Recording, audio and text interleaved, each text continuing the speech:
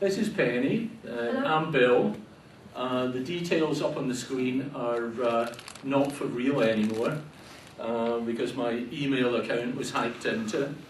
So don't be expecting, if you phone any of those numbers or email them, you'll get in touch with me, because you won't. Personally, I've been in the special effects prop model making business for over 35 years. I started on a film called The Medusa Touch. We had to crash a jumbo jet model into a tall block of flats. The jumbo was 9 foot long, and the blocks, it was 13 foot tall. Too reminiscent of 9/11 many years later. But that was my introduction to the movies. Glamorous, and so I thought. And 5.5 weeks later, that's how much work I got. 5.5 weeks doing that, I was out of work. And the crew who I'd been with went over to Paris to do Revenge of the Pink Panther. And there weren't any spaceships or, models in it, so I lost out. At that point, thankfully, I knew a few people at the BBC, and I was contacted to work on Doctor Who and a brand new big budget series called Blake 7. When I did actually start on Blake 7, I said, "Wait, where's the budget? Where's this big budget?" And I was told, actually, when it came right down to it, we were given the same effects budget as the programme that we were replacing. And the programme was Z-Cars. So again, there weren't many spaceships in Z-Cars, but we really had a tough time on Blake 7. My greatest claim to fame is I worked on the first series as a freelancer, doing props, and then I worked on the final series, doing props, spaceships, and I'm on the internet as the guy who designed and built the gun that killed Blake. So that's me. I am that man. I am guilty. Penny and myself have worked together on a lot of projects. She worked on the big budget ones, like it was Hitchhiker's Guide to the Galaxy, Die Another Day. But she thought that there were better places to go, so she went to Cardiff. That's not true, Bill. She went to Cardiff and managed to corner the market there with Doctor Who and the Sarah Jane Adventures and Torchwood. So this is some of the stuff over the years, if we can get it moving. Yep. That was Alien. If you didn't know that, you're probably sitting in the front row. No, there's a few, yeah, row 3. This was the follow-up to Star Wars. 20th Century Fox had made Star Wars and made a bundle of money. So they wanted another science fiction, and this was it. I was on the picture for 1 year and 2 days. Then it was followed by Flash Gordon. We thought Flash Gordon was going to be a very serious movie. Boy, were we wrong. They fired the director, Nick Rogue, who directed Don't Look Now, and we got Mike Hodges. This was Outland, the Sean Connery picture, which was basically a remake of High Noon in space. Big stuff. The whole refinery was 20 foot long. That was the shuttle that came into land. Then that's a Doctor Who. That's a Sontaran spaceship. That was going to be a Granada series, Dan Dare. That's Doctor Who again, so is that. That's the shuttle that Adric didn't get on board of. So that's another actor I killed. Blade 7. A model set. They couldn't afford a real set. The Princess, if you know Blade 7. That was a lot of X-Wing fighters. A spaceship that went under camera. Captain Zep, Space Detective. Oh, God. Yeah. The gun that killed Blake. It was meant to be a pistol that built up into that. That was the final version. And then for the penultimate one, they wanted a beefier version. So I made that. And there's Paul doing his dirtiest. Crash, I did that in Copenhagen for about 9 months. It was nice stuff I was proud of. But the main villain of the piece was called Barry, and I could never quite get my head around that. That was Barry's headquarters. Early Photoshop paint box, a series we were trying to get off the ground. You can see how old-fashioned. Isn't that authentic looking? Doesn't that really look bad by today's standards? Another one for Danish television. A communication satellite for a pretty ropey movie called Lorca and the Starship Red Wing. And that's the Starship Red Wing. A Kodak commercial, which was basically a rip-off of Blade Runner. The Crystal Maze game show. Oh, yeah, right. Did all the Future Zone. Nostradamus, another film that no one saw. Oh, here's a bad one, UFO, which I thought it was going to be a Jerry Anderson UFO feature, but it was Chubby Brown. This was Wing Commander, a homage to the alien head in there. A couple of guns for it, never seen in the movie. A load of sweeties in that medical kit, because we couldn't get real pills over to Luxembourg. Space Precinct, 30-inch model of the cruiser. In the background it's all photographic cutouts. This is a building made up of things out of the £1 shop. A lot of stuff is bought there. I was on Blue Peter talking about them, in fact.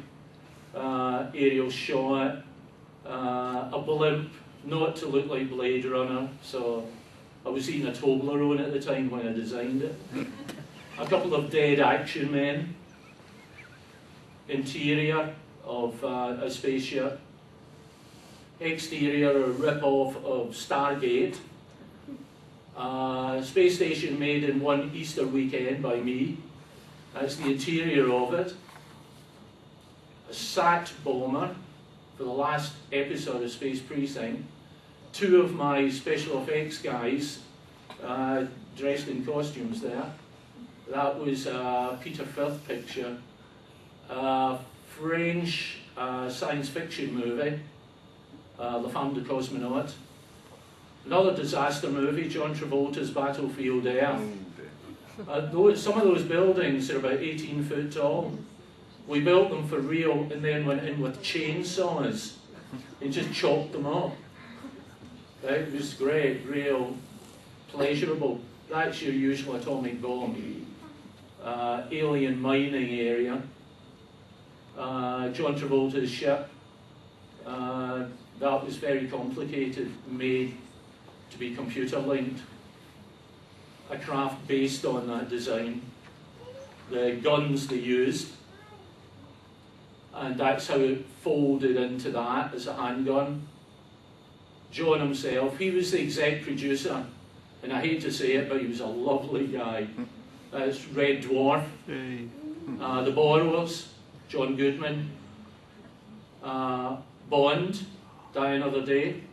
Penny had a lot to do with that gun. We had a few of them.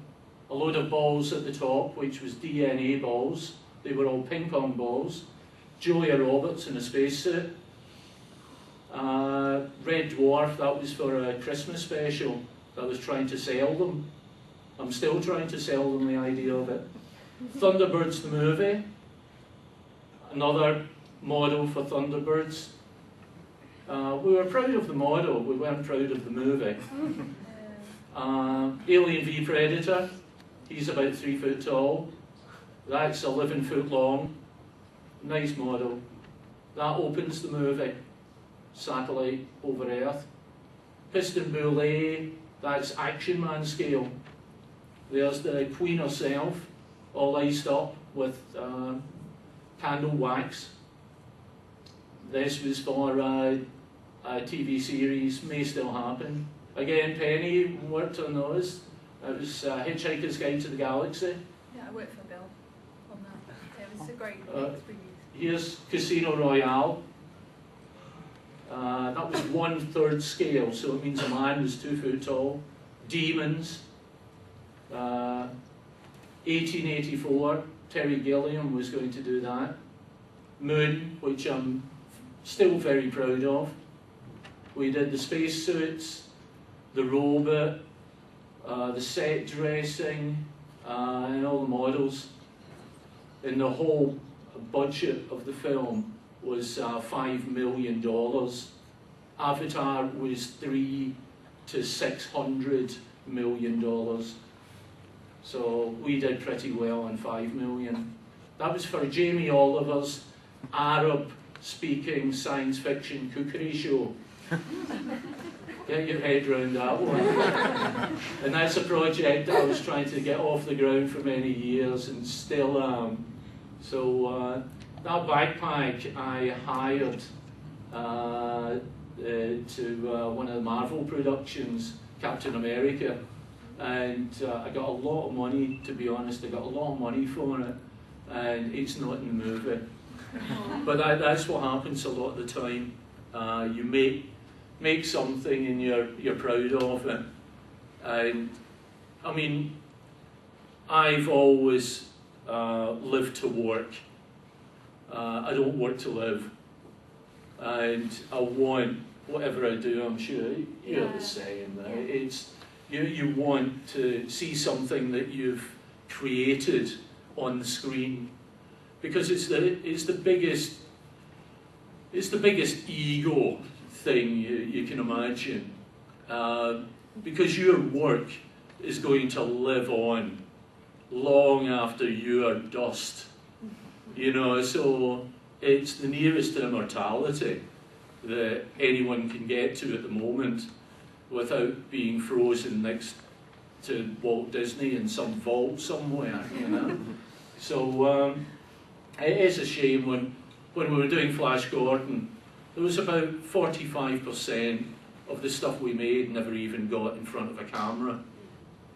And that can hurt, unfortunately. But what we're going to do now, because we were running late anyway when we started, is has anyone got any immediate problems? Yeah. I mean, I think we all have. Immediate questions? Yes, the answer is 42. Yeah. No, but any questions about anything? Yes, please. Our mic man, go on. You're here to do something. Make the most of it. How did you start off? How did you start get into the industry? Well, I started off by being very egotistical and going to Kingston Polytechnic as a graphic designer. I thought the course looked, you know, suitable for me. And after the first year, I thought, oh my, I'll keep the language clean. Yeah. I thought, I'm not going to get much of a chance of a job after this, because I was number 36 out of 38 in my year, and we had a small film department, and I transferred over to that. It was supposed to be a film department for graphics, but I just made built models and filmed them. And then I was lucky enough to meet Brian Johnson, was being shown around Bray Studios, and Brian had done, at that point he was still doing the second series of Space 1999, and he said, when you've got something to show me, you know, come along. And I was, I thought, no, I'll leave it, because my ego had been slightly bruised by the college. And I phoned them for my degree show, and I had about 20 models and about 25 minutes of footage of models and props, special effects, and he offered me work. He said, when do you finish? And I said, Friday. He said, well, come over to Bray and work on the Medusa touch. And that's how I got started. Over to Penny. I went to Wimbledon School of Art, and I did a degree in theatre design. Sort of midway through the course, I thought, well, I don't actually think that I'm enjoying this very much. I really like making the models, really. So I just sort of got into trouble quite a lot for making the model of the theatre space and not doing the design to put in it. So I thought, right, I'm going to try and transfer courses, a bit like Bill, really. Sometimes, yeah, that's fine, it's not the end of the world, you're allowed to change your mind. But I couldn't do so, so I decided, rather like Bill, that I was going to do my own thing. In the final year of the course, I did an animation, which was, there was like an 11-week period at the end of the course. You could do what you liked within the theatre parameter, but I decided that I was going to make an animation. So I made models, 2D, 3D, I made flick books, all different types of media, and I just sort of felt like I'd had a bit of a creative explosion, really. So yeah, I was really happy towards the very end of the course. I still got a reasonable mark, and then from there I had something in my portfolio that I could say would take me on in the direction that I wanted to go into, which was making, I think. I never expected to go into the film or TV industry, and I never did a course connected with it, but sometimes it is the people you bump into along the way, as well as you having something to show. So it is always worth making stuff and following what you're interested in, I think. So I've met people along the way, and I'm very fortunate enough to meet Bill on the very first... Everybody is. Yeah. I didn't really know how lucky I was to sort of meet Bill, Mark Harris, to name but a few people, are all working on the same production that I got my foot into the door onto, which was a film called Below. Yeah. If you haven't seen Below, check it out. It was a submarine ghost story, and we shot it at Oliver Shepperton. Very underrated movie, but it looked great, and it's got a lot of good actors in it. But you'll find it in a bargain bin near you. Yeah. Next question. Hello, Bill. All right. Hi. I just wanted to cast your mind back to the 70s and the Alien film. In my opinion, the best Alien film that they've done. I don't know what your opinion is on that one. But, Well, I think Prometheus was the worst. Were you involved with the model making on it? There was no model making on it. I was all CG. I worked on making 14 crew chairs, full-size ones, for the Prometheus, and I thought the story was. I mean, I preferred, even though not at the time, I preferred AVP, because I thought Prometheus was a remake of AVP. The story is very similar when you analyse it, but yeah, sorry. Back to Alien. It's sort of like two parts, really. I just wondered where you got your inspiration for the Nostromo spacecraft. The Nostromo was this runs a few times. The yellow model that you see at the beginning was about, you're lucky if it was just over a foot long. We have been given designs from Ron Cobb, who, as far as I'm concerned, is the world's greatest science fiction designer. Sid Mead comes a close second, but Ron Cobb, you know, he's just so spot on. All of his stuff works. So we were given a few of his concepts and then told, take the front off that one, the middle off that, the back off that. They were ringed round which bits certain people liked, and then we put this little yellow model together, and Ridley came over. I mean, at that time there was no budget on the film. There were 3 model makers on it, and our materials budget was £1,000 for the entire movie. And Ridley loved the little maquette, and then he said, I want a big one of that. And the big Nostromo was 11 foot long, and then we had a half size, which was, you know, just over 5 foot. Does anything exist of the original model? Or No, it's a shame. I actually had the little yellow model, the little maquette, and there was a girl who I was really trying to impress at the time, and she said, I'd love one of your models. And I put it in a Perspex box and gave it to her for her birthday. And she dumped me 2 weeks later. So it did the trick for someone, but not for me. So she's probably made a lot of money out of it since then. No, I don't know how many people know that in the film you've got a lot of scenes of the astronauts out on the surface and walking around the interior of the alien craft. And Ridley, the sets were built, but they weren't big enough for Ridley, so they couldn't make them any bigger. So what they did was they put Ridley's 2 sons and their best friend in spacesuits. And these kids were probably about 8 years old.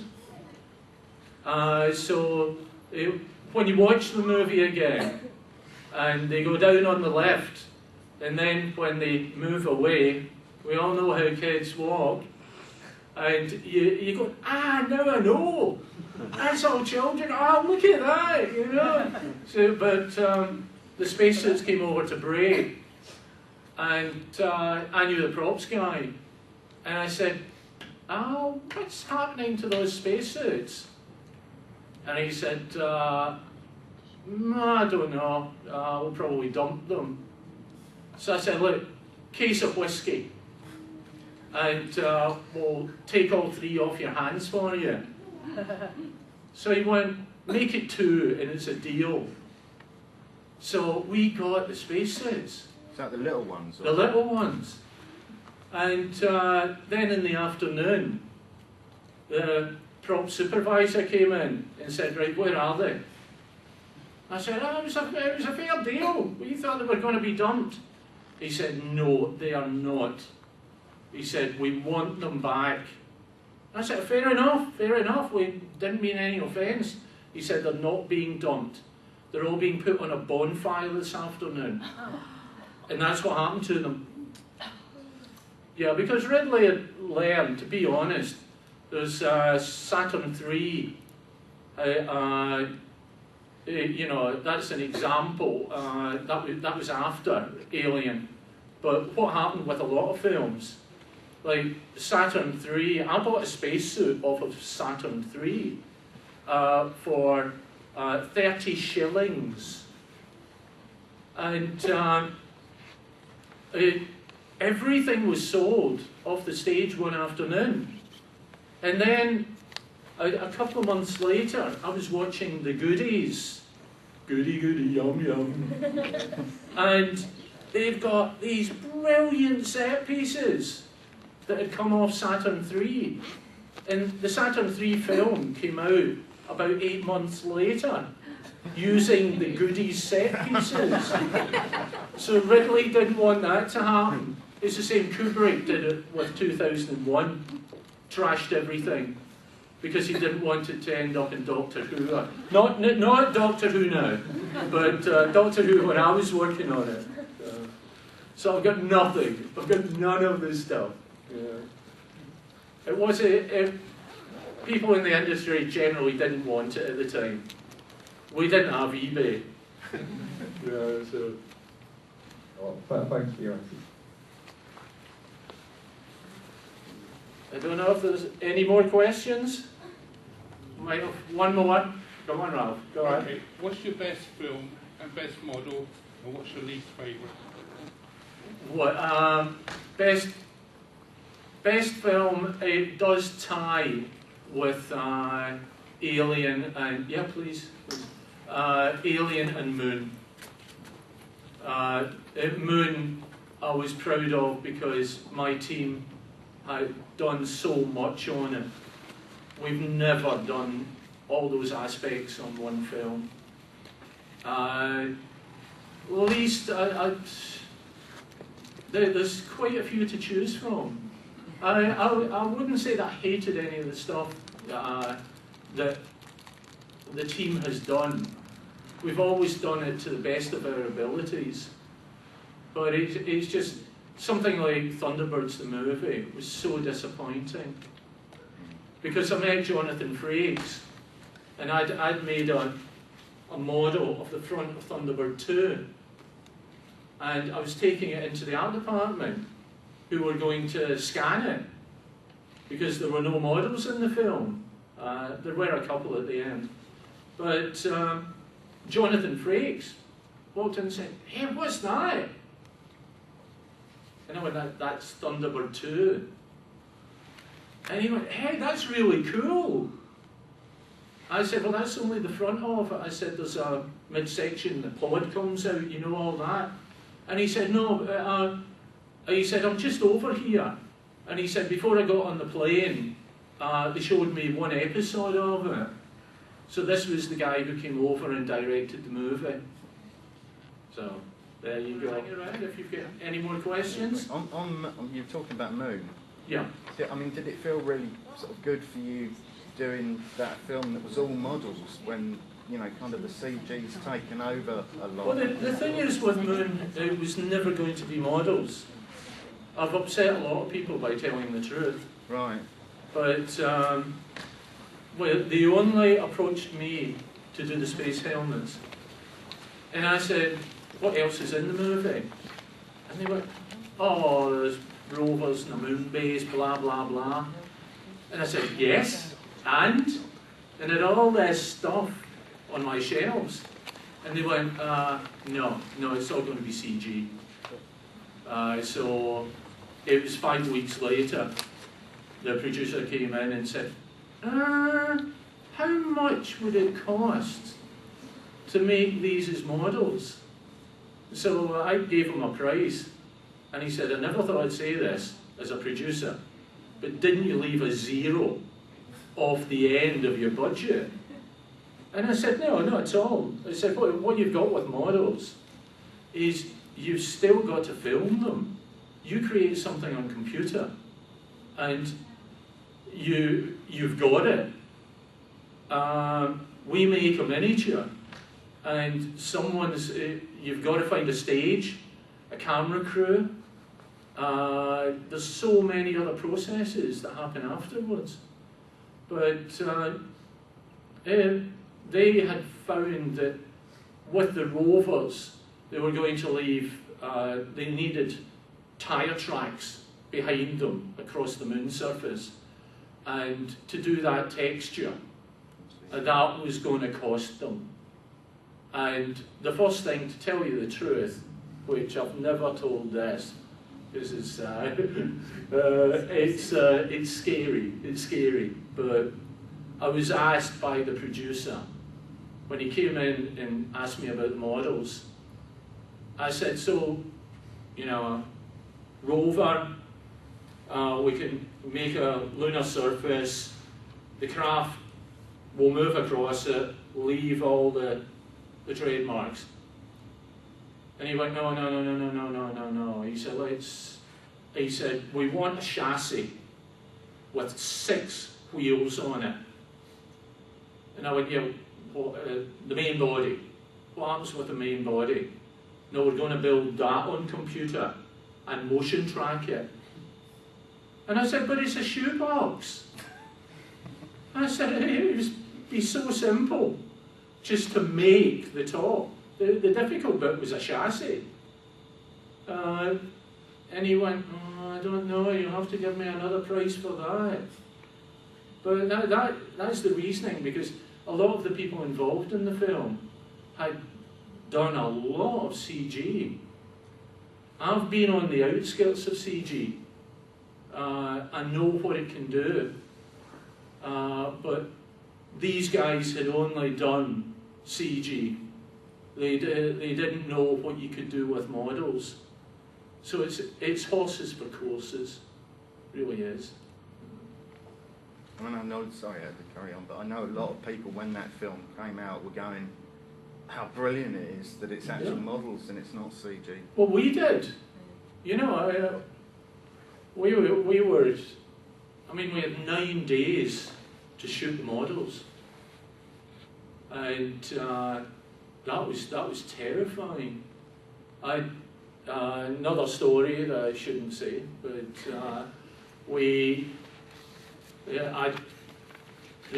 my team had built all the miniatures at this point, and I talked to the production. I said, right, what stage have you done? And they went, we don't have a stage. I said, no, you know, a stage to shoot all the vehicles and the moon base. No, we've got a workshop. I said, which workshop? So I know it was Shepperton Studios, and I know the studios well. And they told me, and I said, you've got to be, I can say the word now, fucking joking. And this had skylights, and there was nowhere to hang drapes, nothing.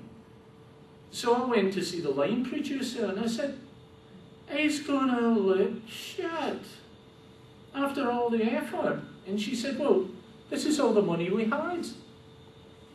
This is all we could afford. So I said, right, tell me your budget. So I went to admin, and I said, look guys, you've seen what we've built. Because the admin at that time were always coming in to see us. And it's changed situation there now. But I said, the stuff is going to really look bad.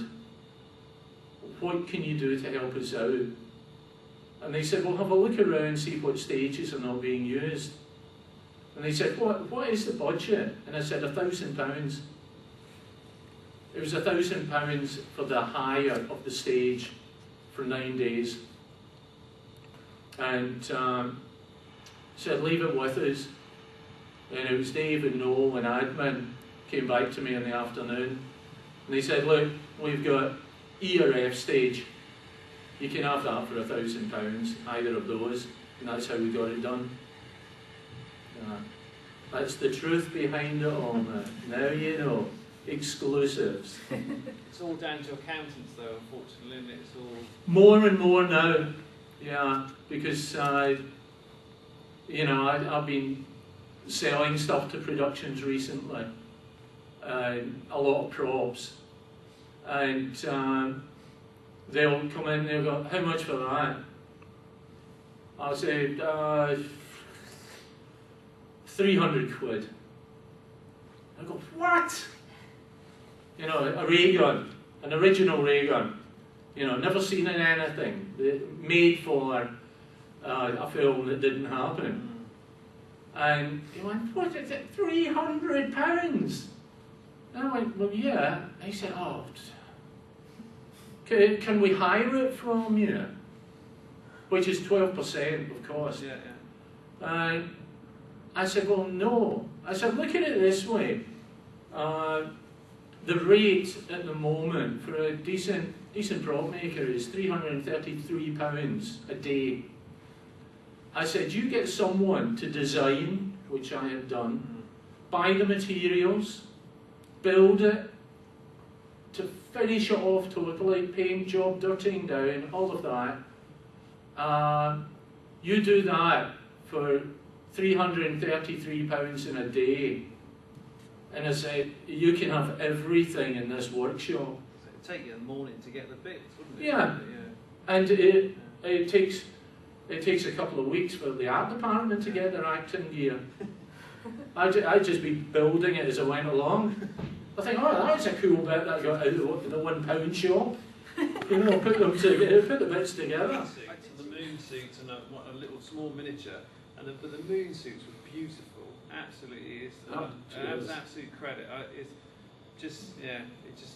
looked the real deal. Well, the thing is, we got thankfully I knew from experience how to do it.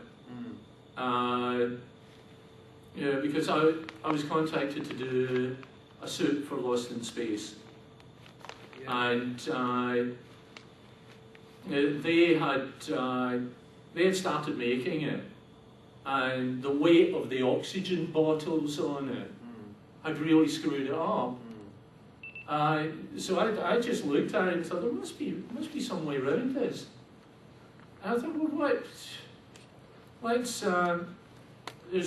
there was a chin piece on the helmet, and I thought that's not going to be in shot. So I recessed. It was an RS cooling fan, which cost £10.99 for computer use, and I recessed that in the chin of the helmet, and it sucked the air in. It kept the actor cool, and it stopped any condensation on the visor. All done for a tenner. So that's the same way that we did the suits on Moon. They all had little cooling fans. So yes. Can I take your point about sort of CGI and models, and you've been on the outskirts, and how the two industries interact? Can I put that to Penny and sort of ask what it's like, if it's changed any more recently, sort of, because I imagine it's quite a sore spot that CGI might be seen as stealing work from model makers. So is it like that still, or is it sort of becoming a bit more integrated? Yes, I can probably use. It is becoming more integrated. I think people are realising they're sort of going back to the importance of props and models. And when we were on Doctor Who, we made on the Snowman episode. I don't know if anyone here knows it, but the snowmen were made out of polystyrene. The heads were sculpted, and they wanted the snowmen's mouths to open up and sort of grin in an evil way. They wanted that to happen with animatronics. So the two guys, the animatronic guys, Colin and Lynn, who are fantastic, and they also do the Dalek heads, by the way, uncredited a lot of the time. They were responsible for the movement. In the end, I think the shot happened with a quite heavy overlay of CG for the mouth movement, because it just couldn't quite get the movement there. But that was a good example of how the two were happily married together. So yeah, I'd say it was a success on both sides. It's a bit less fraught then. Yeah, it does help out enormously. They always need something to start from. So. Okay.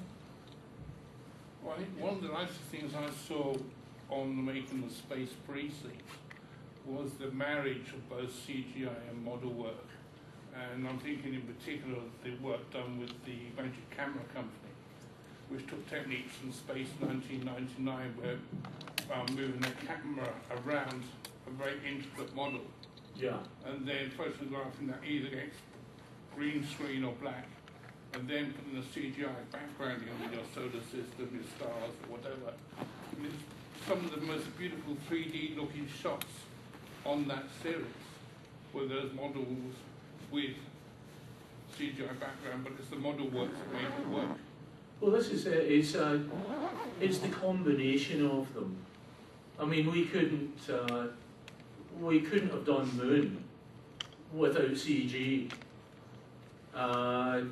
They did set extensions for us. We could only have one piece of the lunar landscape as such, which was about 40 foot by 24 foot. So they came in and they extended that. Also, because there wasn't the money, and I hate radio control anyway, I didn't want to radio control the rovers. And I said, you're going to get them pulled on bits of string. It was actually tungsten wire. It was scary. You'd hate this story, because I asked around the workshop, has anyone got tungsten wire?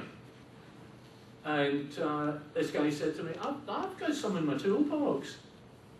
I went, terrific. I just wondered if you knew where we could get some from. He said, no, I've got a whole roll of it. And he came over and he handed it to me and he said, you can use it all. I've had it for a couple of years. And it said Century 21 Films on it. And I said, where did you get it from? He said, oh, we used it on that show, that UFO. So that's what we actually pulled the moon rovers with. And it was a case of, if the wires showed, which they didn't often, then CG came in and removed them. There are uses. I think the great thing with CG is being able to do multiples. I did that dreadful Battlefield Earth, and they wanted us to make the whole surface of the city, it was like almost a geodesic dome construction. So I made one unit, and they went, right, this was the Yanks. He said, we'll need 120 foot of that. I said, forget it. And they went, well, that's what we need. And I said, look, you've got the unit, scan it, and do multiples now on computer. And that's how it was done. So it's really being analytical about, for one thing, the amount of money you've got, the amount of time you've got. We can still make models faster than they can do computer work. I mean, I worked on gravity, and that was unbelievable. When I started it, I came in early on it. Late. Been doing those damn chairs on Prometheus. And I got in on gravity, and one of the guys was making George Clooney's EVA jetpack, and he had blocked it all out. And I've made about 4 jetpacks in my life, and I love the things. And I said, that's a nice job. It's going to look something. Bet you can't wait to detail it up and put all the graphics on it. And he said, no, we're going to paint it green. I said, for what? And they said, well, hey, George Clooney wears it. I said, so you're not finishing it? He said, oh no, this is just a shape that casts shadows on the rest of George Clooney's suit. So you never actually see it. And when I went along to see Gravity, and I was telling the person I was with, I said, you know that thing he's wearing, that's not real. And it was damn good. But they had over 100 people on it, CG. and they had allegedly 2 years. In some of the shots, the only thing that's real is George and Sandra's faces, because everything else was generated, and the visors weren't even real because they caused reflections off the screens. So they were generated as well. So it's only the heads and the spacesuits were real.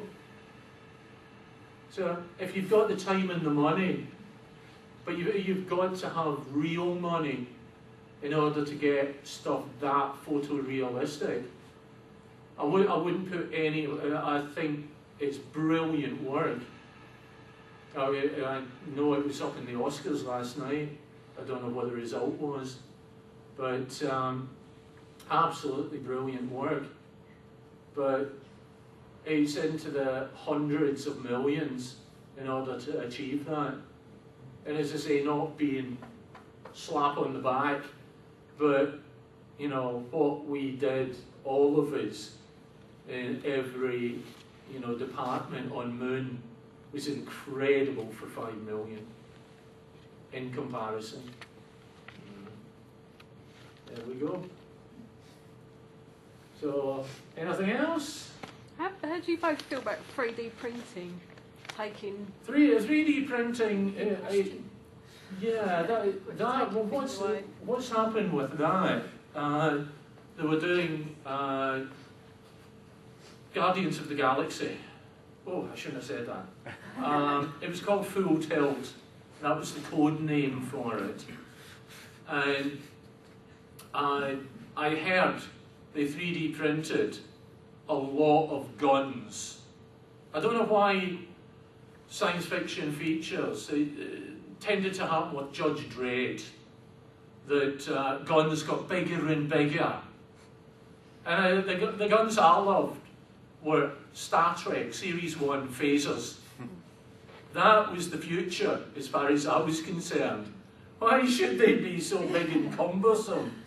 Well, they've done it again on Guardians of the Galaxy. And they got all these guns in, and the director said, right, crouch and fire them. Guns aren't practical anymore. CG put the flashes on them. So they had to fire them all, supposedly. And then quick change of magazines. So the guys tried to change the magazines, but their hands were in the way.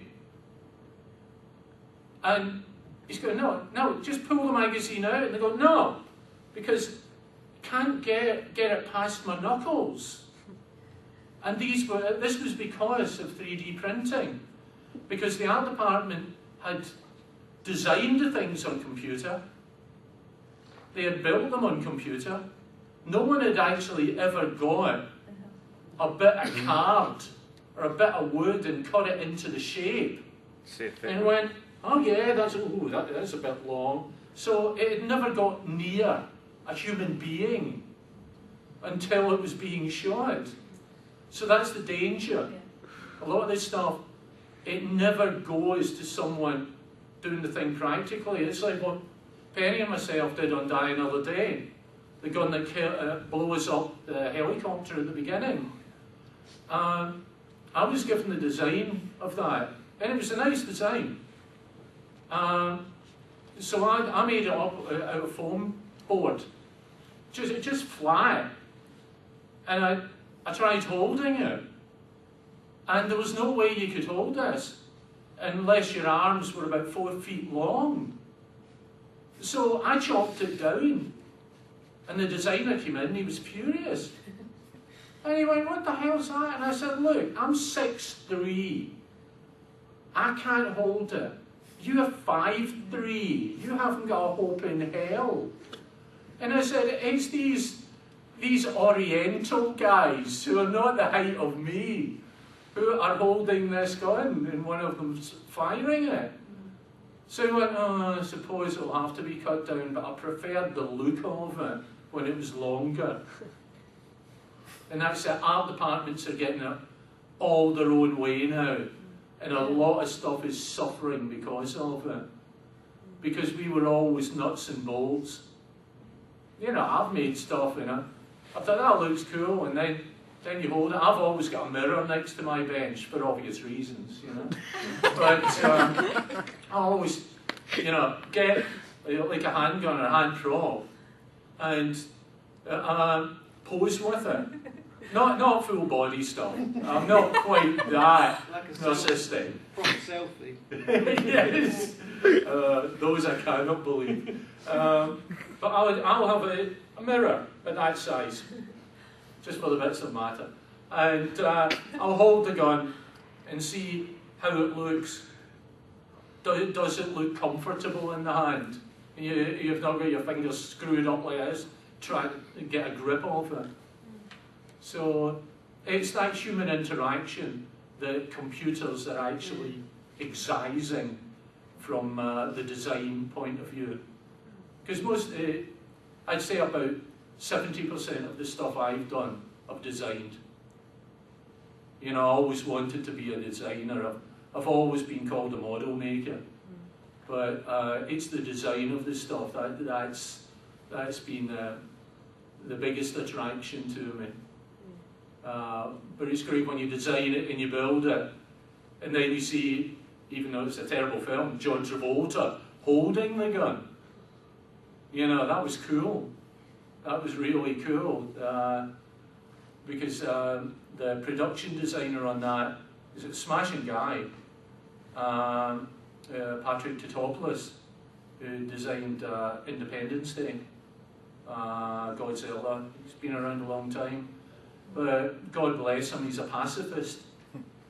And when it came to doing the guns, he said, I'd rather not.